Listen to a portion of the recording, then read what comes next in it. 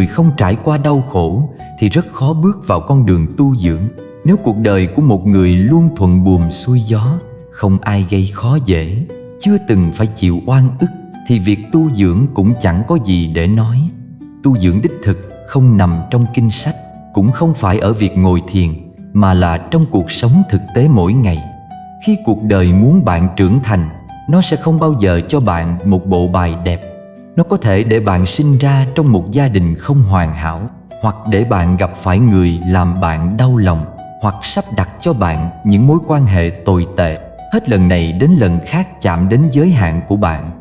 Thực ra, những người và những việc này không phải đến để hại bạn, mà là đến để độ bạn.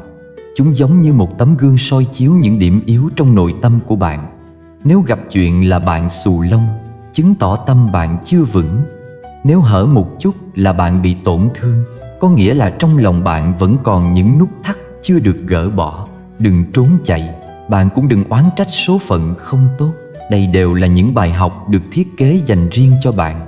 Bạn muốn bỏ qua, nó sẽ thay đổi hình thức, thay đổi bối cảnh, diễn lại một lần nữa, luân hồi vô tận, cho đến khi bạn thực sự học được cách phá vỡ những nhận thức sai lầm, sự giác ngộ của một người.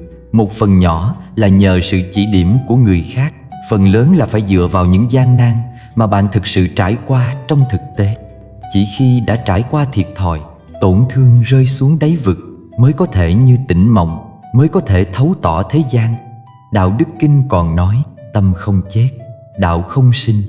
Con người trước khi rơi vào đường cùng luôn có ảo tưởng về tình thân, tình bạn, tình yêu, đều mong sẽ có người chìa tay ra giúp mình. Nhưng thực tế thường rất tàn khốc. Một khi đã mất đi giá trị, tình yêu có thể tan biến, tình bạn cũng sẽ phai nhạt, thậm chí cả người thân nhất cũng có thể gây cho bạn tổn thương sâu sắc nhất. Vì vậy, lúc này tín ngưỡng cũ của bạn sẽ hoàn toàn sụp đổ, tâm bạn đã chết. Nhưng chính cái chết này lại trở thành điểm khởi đầu cho đạo sinh sôi đau khổ bản thân. Nó có một sức mạnh, nó giúp bạn phá vỡ tất cả những ảo tưởng, ép bạn phải nhìn vào bên trong. Nghe này bạn, nếu bạn chưa bao giờ trải qua đau khổ, thì việc bước chân vào con đường tu dưỡng quả thực giống như cố gắng bay lên trời mà không có đôi cánh. Thật đấy, cuộc đời mà lúc nào cũng như một buổi dã ngoại hoàn hảo, không một ai gây khó dễ, thì cái việc tu dưỡng ấy chả khác gì chuyện đọc sách trên mây. Thực sự, tu dưỡng không nằm trong những trang sách cổ lỗ xị hay trong những giờ thiền định nhàm chán, mà là trong từng giây phút sống động của cuộc sống hàng ngày. Khi cuộc đời muốn bạn trưởng thành, nó sẽ không bao giờ cho bạn một bộ bài đẹp đâu, mà thay vào đó, nó sẽ ném bạn vào một gia đình rối ren, hay cho bạn gặp phải những kẻ làm bạn tổn thương sâu sắc, hay sắp xếp những mối quan hệ tồi tệ đến mức bạn muốn gào thét. Những người và sự việc ấy không đến để hại bạn đâu, mà là để giúp bạn, giống như một tấm gương phản chiếu những điểm yếu mà bạn không muốn nhìn thấy trong chính mình.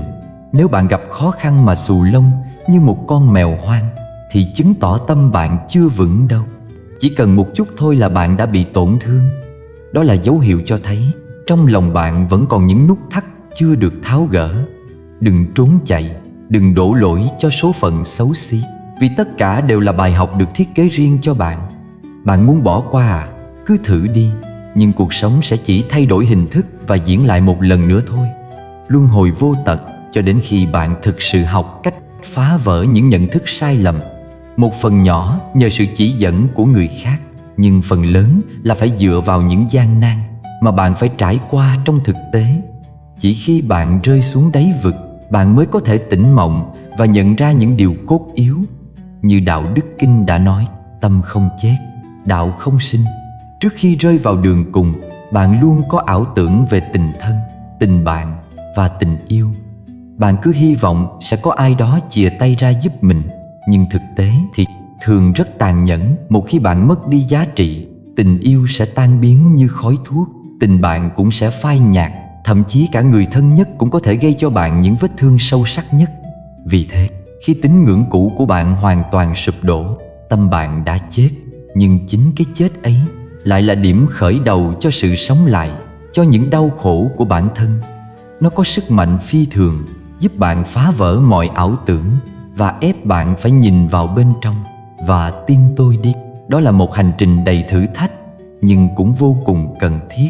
Khi chúng ta đang lướt trên làn sóng hạnh phúc, cảm giác như mình đang lạc vào một xứ sở diệu kỳ, đúng không? Nhưng ôi thôi, khoảnh khắc nỗi buồn ập đến như một cơn bão, chúng ta lại rơi vào những sâu thẳm hỗn loạn của chính mình. Quay về với bản thân không phải là một cuộc trốn chạy tội nghiệp, mà là một cuộc đối diện dữ dội với thực tại thô ráp, không chút che đậy về con người thật của chúng ta. Đối mặt với nỗi đau giống như đang điều hướng qua một mảnh đất đầy mình. Và tin tôi đi, mỗi người có hàng triệu cách để xử lý nó. Bạn có 3 lựa chọn, bạn thân mến.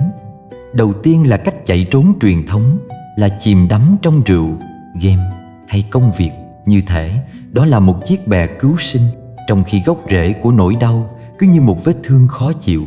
Tiếp theo là sự kháng cự giận dữ, nơi bạn đổ lỗi cho mọi thứ xung quanh vì sự bất công, tự giam mình trong một vòng luẩn quẩn độc hại mà cảm giác như một chiếc tàu lượn không bao giờ dừng lại.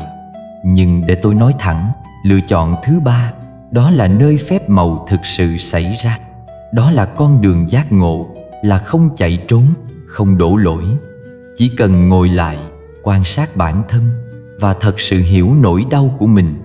Chỉ khi đó, bạn mới có thể vươn lên. Và tin tôi đi, đó là con đường duy nhất dẫn từ tro tàn của tuyệt vọng đến sự tái sinh huy hoàng của tâm hồn bạn. Khi tất cả những chiếc nạn và ảo tưởng sụp đổ, bạn chỉ còn lại chính mình. Đó là lúc bạn bắt đầu chuyển hóa năng lượng của mình trở lại từng chút một. Bạn sẽ dần nhận ra sự vô ích của việc làm hài lòng người khác là bởi vì, hãy thành thật, bản chất của nhân loại thường chỉ là một trò chơi điên rồ giữa cho và nhận. Và rồi bạn có thể tự hỏi, tình yêu vô điều kiện có thật sự tồn tại không? Cảnh báo với bạn rằng nó không có thật. Nếu người khác không thể yêu bạn mà không có điều kiện, liệu bạn có thể thật sự yêu bản thân mình bằng cả trái tim không?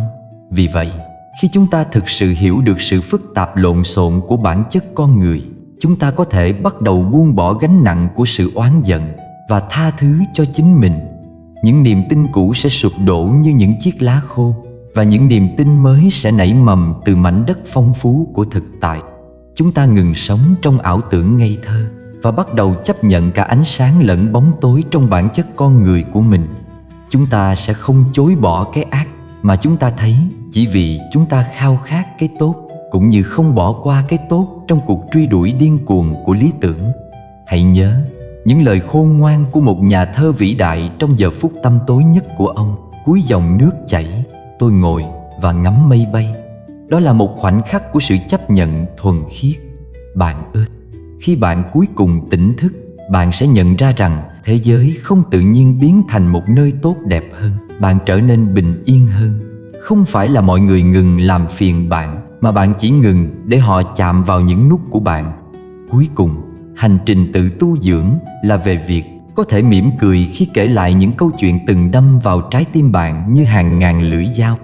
Khi bạn gặp những người từng khiến bạn khó chịu, trái tim bạn sẽ không còn run rẩy. Mỗi sự sụp đổ là một làn sóng thanh tẩy trong đại dương cuộc đời bạn. Mỗi thử thách là một bước tiến tới sự tiến hóa của sự tồn tại của bạn. Vậy nên, trong nỗi đau của bạn, bạn sẽ rèn giũa được tư duy thực sự về sự nhận thức và dũng cảm, bởi vì đó chính là điều sẽ giúp bạn chuyển mình thật sự. Nếu bạn vẫn còn mắc kẹt trong nỗi đau, đừng đánh mất hy vọng. Hãy xem từng cơn đau như một món quà từ cuộc sống, thúc đẩy bạn hướng tới sự phát triển. Bạn còn chờ gì nữa? Hãy ôm lấy nó. Trong cuộc sống này, vậy rốt cuộc thì điều gì đang ngăn cản một gia đình đạt được thành công rực rỡ? Người ta cứ thích thêu dệt, nên quan niệm lố bịch rằng nếu một cặp vợ chồng túng thiếu, họ sẽ phải chịu một cuộc sống khốn khổ tột cùng. Nhưng để tôi nói cho bạn biết, kẻ phản diện thực sự trong câu chuyện bi thảm này không phải là nghèo đói, ôi không, mà là sự hỗn loạn nội tâm dai dẳng, không hồi kết, xé nát các gia đình như một cơn lốc xoáy chết tiệt. Vậy, bạn tự hỏi, xung đột nội tâm này là gì? Đó là một người trong gia đình cứ liên tục khuấy động, tạo ra hỗn loạn và bi kịch mỗi ngày chỉ vì những chuyện vặt vãnh nhất. Nghiêm túc mà nói, chỉ cần một lời nói nhỏ cũng có thể châm ngòi cho một cuộc chiến gia đình thực sự.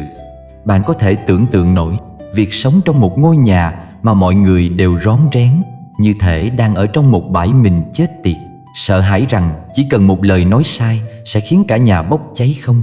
Giống như đang ở trong một trạm xăng, chỉ cần một tia lửa nhỏ cũng có thể thổi bay cả tòa nhà. Bạn không bao giờ biết điều gì sẽ khơi mào cho phản ứng bùng nổ đó, và cả cảm xúc của họ nữa. Họ như một ngọn núi lửa chỉ chực phun trào. Cả gia đình chìm trong đám mây lo lắng dày đặc, ngột ngạt, có thể bóp nghẹt mạng sống của bất kỳ ai. Trong hoàn cảnh như vậy, hãy quên chuyện giàu sang đi. Thậm chí, ngay cả một cuộc sống bình yên, bình thường cũng chỉ là một giấc mơ xa vời. Nếu bạn thực sự muốn gia đình mình thịnh vượng và phát triển, tốt hơn hết, hãy lắng nghe và ghi nhớ những điều tôi sắp chia sẻ hôm nay. Đã đến lúc loại bỏ 4 hành vi hủy hoại đang gặm nhấm cốt lõi gia đình bạn. Hãy nhớ rằng nền tảng của một cuộc sống gia đình tuyệt vời, thịnh vượng và hạnh phúc đích thực gắn liền mật thiết với những vấn đề quan trọng này. Vậy, bạn đã sẵn sàng để xoay chuyển tình thế chưa? Trong cuộc sống, có một sự thật không thể chối cãi. Tình yêu không phải là một chiếc gông siết chặt. Thật dễ dàng để nhận thấy rằng không ít người nhân danh tình yêu đã biến mình thành những kẻ kiểm soát, áp đặt ý chí lên những người xung quanh. Họ tự cho mình là những người dẫn dắt, và từ đó không ngần ngại can thiệp vào từng quyết định nhỏ nhặt của con cái, khiến chúng ta không khỏi đặt câu hỏi về bản chất của tình yêu mà họ rao giảng. Có những kẻ với vai trò trụ cột trong gia đình lại yêu cầu bạn đời phải tuân theo từng lời nói, từng hành động của mình như những con rốt. Họ khoác lên mình chiếc áo vì gia đình, nhưng lại soi xét từng chi tiết trong cuộc sống hàng ngày, từ bữa cơm không đủ tươi ngon đến việc muối quá mặn hay cách sắp xếp vật dụng không đúng chỗ. Chỉ cần một điều gì đó không vừa ý, cơn giận của họ như một cơn bão, làm cho không khí gia đình trở nên ngột ngạt, nặng nề. Thực chất, những người như vậy chỉ đang bộc lộ sự ngu dốt và u mê trong cách hiểu về tình yêu. Trong Đạo Đức Kinh có một câu nói rất sâu sắc: sinh mà không chiếm hữu, làm mà không cậy công, nuôi dưỡng mà không cai quản. Tình yêu chân chính phải được xây dựng trên sự tôn trọng lẫn nhau, chứ không phải là sự kiểm soát hay áp đặt. Chúng ta thường vất vả, hy sinh rất nhiều vì gia đình, nhưng liệu mục đích cuối cùng có phải là xây dựng một mái ấm hòa thuận không? Nếu thực sự chúng ta cam tâm tình nguyện, thì đừng biến những hy sinh đó thành công cụ để tự mãn hay áp đặt lên người thân. Hãy nhớ rằng, trong mỗi gia đình, mặc dù có sự phân biệt về vai trò, nhưng không có sự phân biệt về giá trị con người. Không ai là con rối cho ai, và không ai nợ ai điều gì. Mỗi người chỉ sống một lần, vậy tại sao chúng ta phải nhường nhịn nhau để sống trong sự kiểm soát? Tình yêu thật sự cần phải được xây dựng trên nền tảng của sự tự do và tôn trọng, chứ không phải là sự ràng buộc hay áp lực. Hãy để tình yêu là nguồn cảm hứng, không phải là gánh nặng. Thứ hai, một ngày mới bắt đầu, nhưng không phải ai cũng thấy được ánh sáng của hy vọng. Trong những ngôi nhà có những tiếng thở dài, những lời chỉ trích tràn ngập không khí. Người xưa có câu: gần nước biết tính cá, gần núi biết tiếng chim. Thật vậy, càng sống gần nhau, càng dễ dàng để những lời cằn nhằn, những oán hận thấm vào tâm hồn. Hãy tưởng tượng một gia đình bình thường, nơi mà người chồng hàng ngày phải đối mặt với những áp lực từ công việc, những khó khăn trong cuộc sống. Khi anh trở về nhà, thay vì tìm thấy sự an ủi, anh lại mang theo những cơn giận dữ, sự chán chường và trút lên vợ con như một cơn bão. Anh ta chưa bao giờ tự hỏi tại sao mọi thứ lại không thuận lợi, hay liệu có điều gì trong bản thân tôi cần thay đổi. Chỉ có sự oán hận, giống như một giọt mực đen rơi vào bát nước trong, làm đen đi mọi thứ xung quanh. Khi người vợ bị cuốn vào vòng xoáy đó, sự chua chát, cáu gắt bắt đầu hình thành trong cô. Cô cảm thấy mình như một chiếc lá bị gió thổi, không biết bấu víu vào đâu. Lời than vãn của chồng, những cơn giận dữ không được giải tỏa, khiến cô phản kháng. Một cuộc chiến bắt đầu, không có ai là người chiến thắng. Những lời chỉ trích, sự đổ lỗi chồng chất lên nhau như những viên đá nặng nề đè bẹp tình yêu trong gia đình. Nhưng ai là người thua trong cuộc chiến này? Chính là những đứa trẻ, những tâm hồn ngây thơ chưa từng biết đến oán hận Chúng chứng kiến cha mẹ cãi vã, nghe những lời lẽ cay đắng, và rồi chúng trở nên cáu kỉnh, chán nản. Chúng không còn thấy được hình ảnh của một gia đình hạnh phúc, mà chỉ là những tiếng la hét, những giọt nước mắt. Gia đình không phải là nơi để phân định đúng sai, cao thấp. Đó là nơi để yêu thương, để chia sẻ và để cùng nhau vượt qua mọi thử thách. Trong những cuộc cãi vã ấy, những đứa trẻ sẽ tự hỏi tại sao cha mẹ lại không yêu thương nhau. Chúng sẽ không nhìn vào bản thân mà chỉ biết trách móc người khác. Và thế là vòng luẩn quẩn của oán hận cứ tiếp diễn từ đời này sang đời khác. Càng than vãn, gia đình càng bất thuận, gia đình càng nghèo khó. Nghèo khó không chỉ về vật chất mà còn về tinh thần. Những cơn cáu kỉnh, sự bất mãn khiến cho cánh cửa gia vận trở nên bế tắc. Đó là một vòng xoáy mà rất nhiều gia đình đang mắc phải. Vậy, làm thế nào để phá vỡ vòng luẩn quẩn này? Nếu trong gia đình có một người hay than vãn, hãy học cách im lặng trước họ. Đôi khi, sự im lặng chính là cách tốt nhất để tránh những cuộc chiến không cần thiết.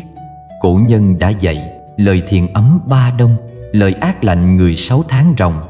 Một câu nói chân thành có thể xoa dịu những cơn giận dữ, mang lại sự bình yên cho tâm hồn.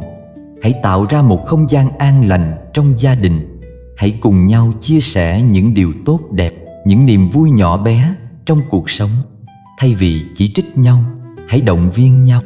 Hãy biến những lời than vãn thành những câu chuyện cười, những kỷ niệm đẹp. Khi tình yêu và sự thấu hiểu được nuôi dưỡng, gia đình sẽ trở thành nơi trú ẩn an toàn, nơi mà mọi người đều cảm thấy được yêu thương và tôn trọng. Cuộc sống không phải lúc nào cũng dễ dàng, nhưng với tình yêu thương, mọi khó khăn đều có thể vượt qua.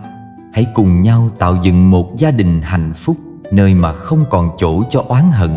Chỉ có tình yêu thương mới có thể xóa tan mọi khúc mắc và giúp chúng ta tìm thấy ánh sáng trong những ngày u ám. Thứ hai, không chỉ là ngày bắt đầu của một tuần, mà còn là cơ hội để chúng ta khởi đầu lại, để thay đổi cách nhìn nhận và sống một cách tích cực hơn. Hãy bắt đầu từ hôm nay, từ những điều nhỏ bé nhất, để xây dựng một gia đình tràn ngập yêu thương và hạnh phúc. Trong cuộc sống, có những vết sẹo không chỉ nằm trên cơ thể mà còn in sâu trong tâm hồn. Thứ ba, chúng ta thường nghe câu nói rằng từ bỏ những hành vi ngu ngốc là điều cần thiết.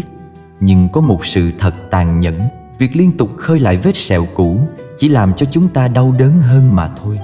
Trang Tử từng nói, lời nói có thể chôn vùi vinh quang. Có một loại người, chỉ cần một cuộc cãi vã nổ ra, họ sẽ không ngần ngại lôi ra những câu chuyện cũ kỹ, những kỷ niệm đau thương đã được chôn vùi từ lâu. Hãy tưởng tượng bạn đang đứng giữa một cuộc tranh luận. Một bên là bạn, bên kia là những người đã từng bị tổn thương bởi những sai lầm của bạn trong quá khứ. Họ sẽ nhắc đến những điều đã xảy ra 15 năm trước, 8 năm trước, 25 năm trước. Tất cả những ký ức đó như những mảnh ghép của một bức tranh đã phai màu, nhưng lại được khôi phục một cách sống động bởi những lời nói châm chọc, cay đắng.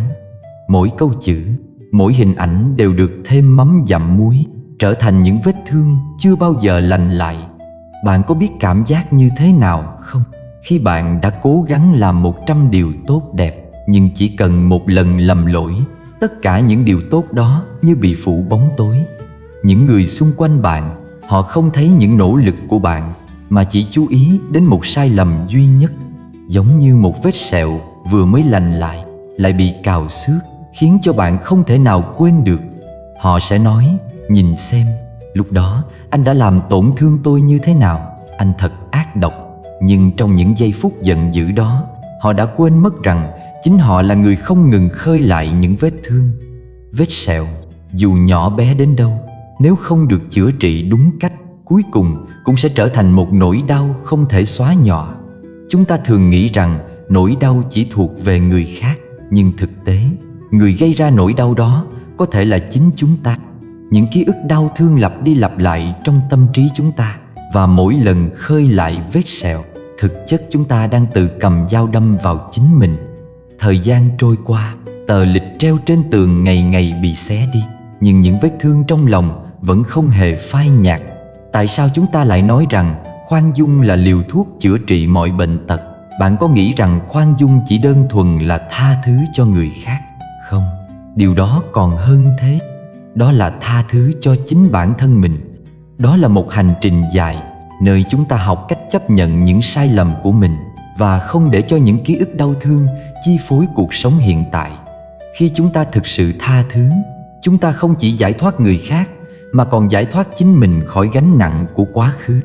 Chúng ta hãy tưởng tượng, nếu mỗi người đều biết cách tha thứ cho chính mình, thế giới này sẽ trở nên tươi đẹp hơn biết bao.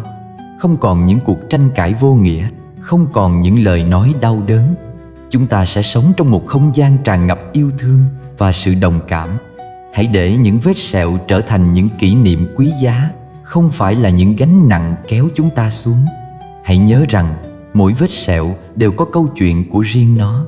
Đó là những bài học quý giá mà cuộc sống đã dạy cho chúng ta. Khi chúng ta biết cách chấp nhận và tha thứ, chúng ta sẽ không còn phải sống trong quá khứ, mà có thể hướng về tương lai với một tâm hồn nhẹ nhàng, tự do.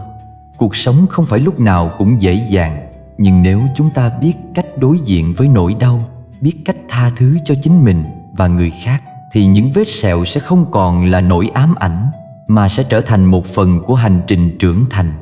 Hãy sống với tâm thế của một người biết yêu thương và tha thứ, để mỗi ngày trôi qua đều là một món quà quý giá mà cuộc sống ban tặng. Thứ tư, trong cái không khí ngột ngạt của một gia đình đang chìm trong chiến tranh lạnh, mọi thứ đều im lặng như nước. Nhìn vào bức tranh ấy, cảm xúc của con người như những dòng sông chảy mãi, không thể nào chặn lại. Trong những lúc như thế này, có lẽ chúng ta cần phải dừng lại, nhìn nhận lại bản thân và những người xung quanh. Vậy, gia đình là nơi chốn bình yên hay chiến trường? Gia đình là nơi để sống, là bến đỗ bình yên giữa dòng đời tấp nập. Người xưa đã từng nói, bát đũa còn có lúc xô nhau, răng còn có lúc cắn vào lưỡi. Thực tế, tức giận, cãi vã là điều bình thường trong mọi mối quan hệ, đặc biệt là trong hôn nhân. Đừng để những hiểu lầm nhỏ nhặt khiến ta quên đi những kỷ niệm đẹp và những lý do mà ta đã chọn nhau. Có phải bạn đang bị cuốn vào những suy nghĩ tiêu cực? Chúng ta không thể dùng tư duy hiện đại để đánh giá mọi thứ qua lăng kính của sự hoàn hảo. Không có cặp vợ chồng nào hoàn hảo, cũng như không có hôn nhân nào hòa hợp tuyệt đối. Thay vì cầm đèn pin soi lỗi của đối phương, tại sao không tự mình cầm đèn pin để chiếu sáng con đường tương lai cho nhau? Tại sao lại nói thấu hiểu và chia sẻ là chìa khóa của hòa bình? Nhìn nhận những khuyết điểm của người khác mà không thấy được những khó khăn họ đang phải đối mặt là một sai lầm lớn. Chúng ta thường chê bai họ vì nóng tính, nhưng không nhận ra rằng chính sự quyết đoán đó đôi khi lại là điều cần thiết. Chê bai họ do dự, nhưng cũng có lúc sự suy nghĩ cẩn thận lại giúp họ đưa ra những quyết định đúng đắn. Trong một gia đình, những lời qua tiếng lại là điều không thể tránh khỏi. Nhưng điều quan trọng là khi gặp vấn đề, chúng ta phải cùng nhau giải quyết, thay vì dễ dàng dán nhãn cho nhau hay áp dụng chiến tranh lạnh, mặt lạnh như nước, đóng sầm cửa. Giao tiếp chủ động là cách duy nhất để giữ gìn sự hòa hợp trong gia đình. Hãy nhớ rằng không ai có thể hạnh phúc khi một bên cứ mãi chờ đợi, không dám bước ra khỏi cái vỏ bọc của mình. Vậy, tại sao nói gốc rễ của sự bất hòa là tâm tư bên trong? Những nội bộ xung đột này chính là dấu hiệu cho thấy có điều gì đó cần được giải quyết. Và nguồn gốc của tất cả những bất hòa này nằm ở tâm của chúng ta. Khi tâm không yên, làm sao gia đình có thể yên ổn?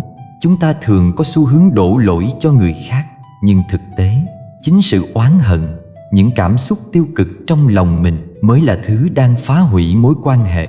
Đừng mãi chìm đắm trong những cảm xúc tiêu cực. Đến cuối cùng, tổ chim đã vỡ, trứng nào còn nguyên. Nếu không chịu thay đổi, không chịu mở lòng, chúng ta sẽ chỉ còn lại những mảnh vỡ của một gia đình đã từng hạnh phúc. Giải pháp cho mọi vấn đề bắt đầu từ việc thấu hiểu và thông cảm. Hãy bắt đầu bằng những cuộc trò chuyện chân thành, chia sẻ những suy nghĩ và cảm xúc của mình. Đừng sợ hãi việc bộc lộ những điều bạn đang cảm thấy, vì chỉ có như vậy, chúng ta mới có thể tìm thấy sự đồng cảm từ người khác. Hãy thử đặt mình vào vị trí của đối phương, cảm nhận những áp lực mà họ đang phải gánh chịu. Khi bạn hiểu được những khó khăn của họ, những lời nói có thể trở nên nhẹ nhàng hơn và những xung đột có thể được giải quyết dễ dàng hơn. Đừng để những hiểu lầm nhỏ nhặt trở thành rào cản lớn trong mối quan hệ. Hãy nhớ rằng mỗi người đều có những cách riêng để thể hiện tình yêu và sự quan tâm. Hãy chấp nhận những khác biệt đó và cùng nhau xây dựng một không gian an toàn, nơi mọi người đều có thể bộc lộ cảm xúc của mình mà không sợ bị phán xét. Cuối cùng, chúng ta cần nhớ rằng tình yêu và sự tha thứ là những liều thuốc mạnh mẽ nhất để chữa lành mọi vết thương. Hãy luôn mở lòng và sẵn sàng cho những cơ hội mới để cùng nhau tìm về những kỷ niệm đẹp, những khoảnh khắc hạnh phúc. Gia đình không chỉ là nơi để sống mà còn là nơi để yêu thương và chia sẻ. Đừng để những điều nhỏ nhặt làm mờ đi ánh sáng của hạnh phúc.